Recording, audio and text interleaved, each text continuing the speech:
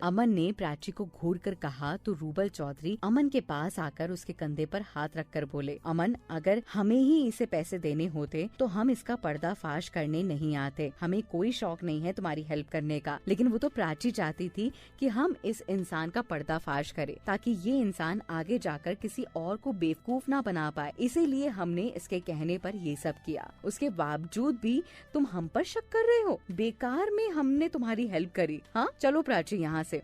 Rouble Chaudhary ने निखिल और प्राची को देखकर कहा तो ये सुनकर प्राची अमन के करीब आकर बोली, आपका गुनहगार आपके सामने है और हाँ, आगे से किसी पर इल्जाम लगाने से पहले, किसी को कुछ बोलने से पहले, किसी पर शक करने से पहले एक बार सोच लिया कीजिए, बेहतर होगा आपके लिए। और इतना कहकर रूबल चौधरी और निखिल के साथ वहाँ से चली गई और गाड़ी में बैठकर जाने लगी तो निखिल प्राची को देखकर बोला, कितना अजीब आदमी है ना ये अमन। हमने इसके लिए इतना सब कुछ किया, इसके लिए उस इंसान का पीछा किया, तो इसकी कंपनी से झूठा टेंडर पास करवाकर इसे लूट रहा था और इल्जाम हम पर लगा रहा है ये। छोड़ो ना यार, अमन एक ऐसा इंसान है जो कभी नहीं सुधर सकता। वो हमने प्राची के कहने पर किया, वरना हम ये सब कभी ना करते। रूबल चौधरी बोले, प्राची तुम इतनी अच्छी क्यों करती हो ये सब? हाँ, निखिल ने प्राची को देखकर कहा तो प्राची गहरी सांस लेकर बोली, जरूरी तो नहीं है जो हमारे साथ गलत करता है हम उसके साथ गलत करें, पर हम तो कभी उसके साथ गलत कर ही नहीं रहे हैं, उल्टा हम तो उसकी मदद कर रहे हैं। तो क्या हुआ? शायद ऊपर वाला यही चाहता हो कि हम उसकी मदद करें। पर एक बात बताओ, तुम्हें कैसे पता चला कि झूठा टेंडर वाला इंसान वही है? जब मैं पंकज से मिलने गई तो उसने मुझे बताया कि उसने कोई टेंडर पास नहीं करवाया।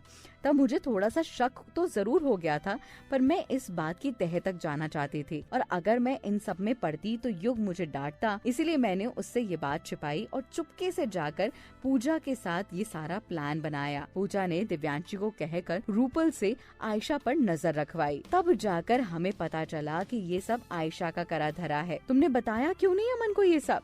निखिल चौंक कर बोला, कोई फायदा नहीं है। अमन हम पर कभी भी भरोसा नहीं करेगा। उसे लगेगा हम सब झूठ बोल रहे हैं और उसके लिए कोई नया जाल बना रहे हैं। खैर, अब इन बातों का कोई फायदा नहीं है। हमें जो करना था हम कर चुके हैं, प्राची ने जवाब दिया। तो ये सुनकर निखिल भी चुप रहा। इधर अमन आज बहुत खुश था कि उसे सच पता चल गया, पर वो इंसान ने अब तक नहीं बताया था कि वो कौन है जिसने उसे पैसे देकर ये झूठा टेंडर पास करवाया था। और अभी भी अमन उससे इसीलिए लगातार पूछताछ कर रहा था। इतने में आयशा वहाँ पहुँच गई। वो उस इंसान को देखकर समझ गई कि उसका पर्दाफाश होने वाला है। ये सोचकर वो झट से अमन के पास गई और उससे बोली, कौन है ये? ये वही है जिसने हमसे झूठा टेंडर पास करवाया था। वो तो शुक्र है प्राची का जो ये सामने ले आई, वरना हमें तो कभी पता ही नहीं चलता। ये सुनकर आयशा अपने सर पर हाथ रख के धीरे से बड़बड़ाने लगी, अब तो बस गए। अगर सामने सच्चाई आ गई तो मेरे लिए तो बहुत बड़ी मुसीबत खड़ी हो जाएगी। ये सोचकर आयशा ने उस आदमी के पास जाकर उसे 2-3 थप्पड़ मारे और उसे इशारे में कुछ कहकर अमन के पास जाकर बोली, क्यों लगे हुए हो तुम भी फालतू इंसान से टाइम वेस्ट करने में? इसे पुलिस के हवाले कर दो। ये सुनकर अमन ने पुलिस को फोन किया और उस इंसान को पुलिस के हवाले कर दिया और आयशा भी वहाँ से रवाना हो गई, ये सोचकर कि कहीं उसकी सच्चाई खुल ना जाए। इधर अमन भी अपने केबिन में चला गया और एसी को हाई पावर करके चेयर पर बैठ गया। एसी फुल पावर पर चलने के बाद भी काफी पसीना आ रहा था उसे। वो आज की बात को लेकर बहुत हैरान भी था। उसे समझ नहीं आ रहा था कि प्राची ने उसकी इतनी बड़ी मदद क्यों की। प्राची ने उसकी हेल्प की, कहीं उसके पीछे प्राची का कोई मकसद या कोई चाल तो नहीं? उसे पता लगाना होगा। क्या प्राची सच में अच्छी लड़की है या फिर प्राची फिर से कोई चाल चल रही है? कहीं वो सब कुछ अपने बस में तो नहीं करना चाहती?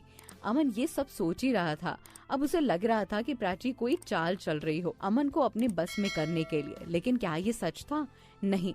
अब तक प्राची ने जो किया था उसने अमन को एक बार सोचने के लिए विवश कर दिया था। तो वो भी सोच रहा था कि हो सकता है कि वो गुस्से में प्राची को कुछ ज्यादा ही बुरा भला बोल देता है। हो सकता है वो इतनी बुरी ना हो जितना वो समझता है। वो सारी बातें अभी बैठे बैठे सोच ही रहा था, तभी उसका फोन बजा। वो कॉल उठाकर बोला, हेलो सर, मैं पंकज बोल रहा हूँ। कौन पंकज? वही जो आपको मीटिंग में मिला था और जिस पर आपने झूठा टेंडर पास करवाने का आरोप लगाया था। सामने से पंकज ने कहा, सॉरी यार, मुझे पता नहीं था, वो तो किसी और इंसान ने किया था।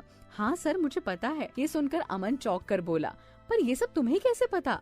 सर 3 या 4 दिन पहले मेरे पास प्राची और युग सर आए थे। उन्होंने मुझसे कहा था कि मैंने जो आपकी कंपनी से टेंडर पास करवाया है वो मैं रिसीव कर लूं, नहीं तो मुझे वो छोड़ेंगे नहीं। लेकिन मैंने जब उनसे कहा कि मैंने तो ऐसा टेंडर कोई रिसीव ही नहीं किया, तो उन्होंने मुझे काफी समझाया। काफी परेशान नजर आ रहे थे वो। उन्होंने इसके आगे कुछ नहीं कहा और चले गए। ये सुनकर अमन ने फोन रख दिया और वो सोचने लगा कि वो फालतू में प्राची के ऊपर आरोप लगाने में तुला हुआ था। वो बेफिजूली में प्राची पे शक करता था, जबकि प्राची उतनी बुरी नहीं है जितना वो सोचता है। वो अब सोचने लगा था कि प्राची सही थी, वो जो भी कर रही थी वो गलत नहीं था। पर क्या आयशा का प्यार और प्राची की वो चीजें उसने देखी हैं, उनमें से क्या गलत था क्या सही, या फिर ये सब अमन का वहम था, वो आगे पता चलेगा। खैर उसका वहम है या ये सच है, ये सारी बातें आपको अगले एपिसोड में पता चलेंगी और आगे कहानी के बढ़ते बढ़ते अमन को पता चलेंगी। कहीं जाइएगा नहीं। ये एपिसोड कैसा लगा नीचे कमेंट करके जरूर बताइएगा।